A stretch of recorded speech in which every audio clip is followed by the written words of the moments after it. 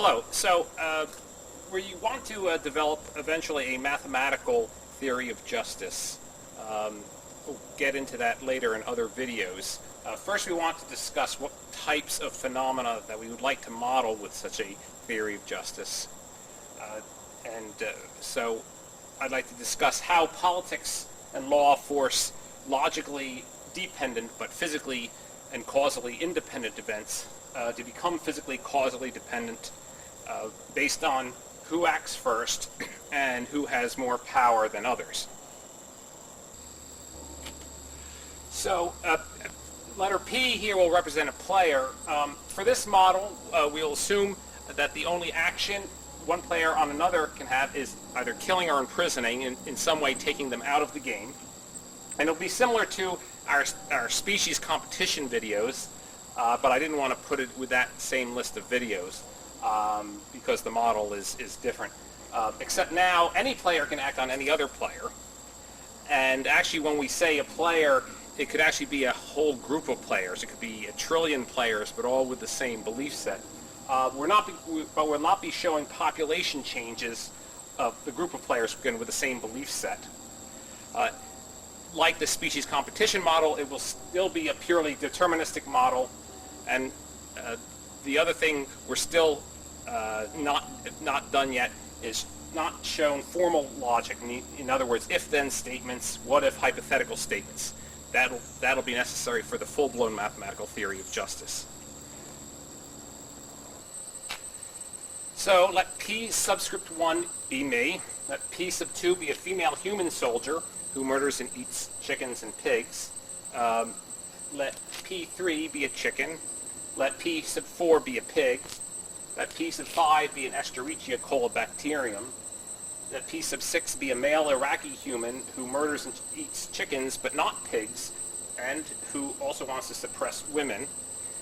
P sub 7 is an Iraqi human vegetarian who wants to free women and allow them the right to vote and so not have to wear burqas. So then let P sub 8 be any person who supports the policies of George W. Bush.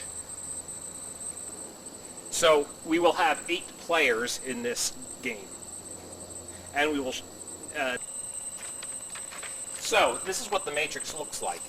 Me, since I would not kill or eat chickens and pigs, there's zeros here under P3, P4, and not acting on P2.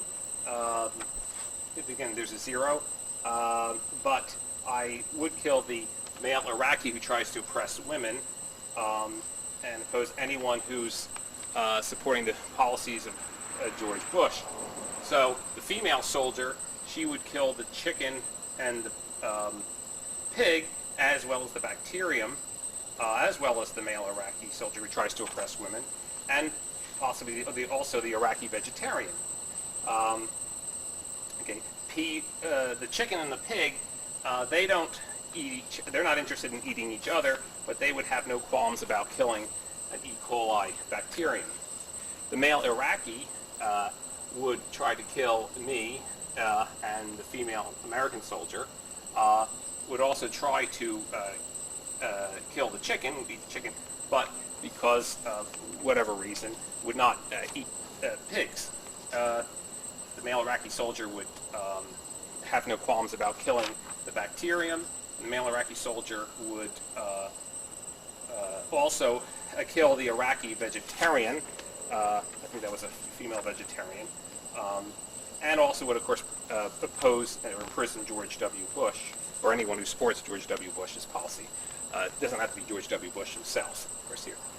P sub 8, George W. Bush, not explicitly trying to imprison me or the American female soldier, but would kill the chicken and the pig, as well as the E. coli bacterium, and would also try to kill the either of the Iraqis. Okay. So, suppose P sub 8 acts first. Suppose those who support the policies of George Bush act first. Okay. Well, then you have to P sub 8 would take out P sub 3, P sub 4, P sub 5, P sub 6, P sub 7 from this game. Okay, and it would leave, so that would leave P sub 1, P sub 2, and P sub 8.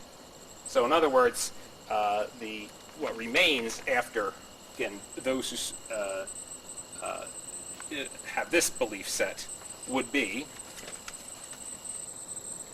so we're left with this matrix, P sub 1, P sub 2, P sub 8, and with these original entries, all zeros except the -1 here. If now P sub 1 acts next, we are left with just P sub 1 and P sub 2.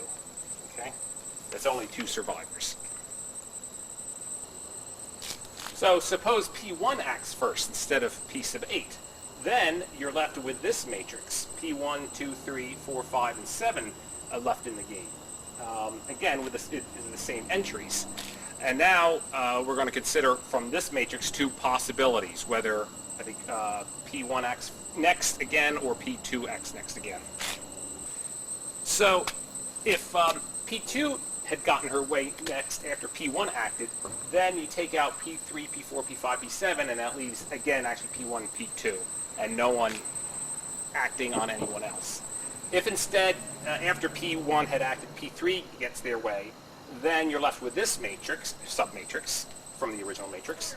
And after that, the only one of these players who's acting on any of the others is P2, the female soldier. And if they get their way, that leaves, again, actually just takes out P3, P4, and P7, leaving just P1 and P2.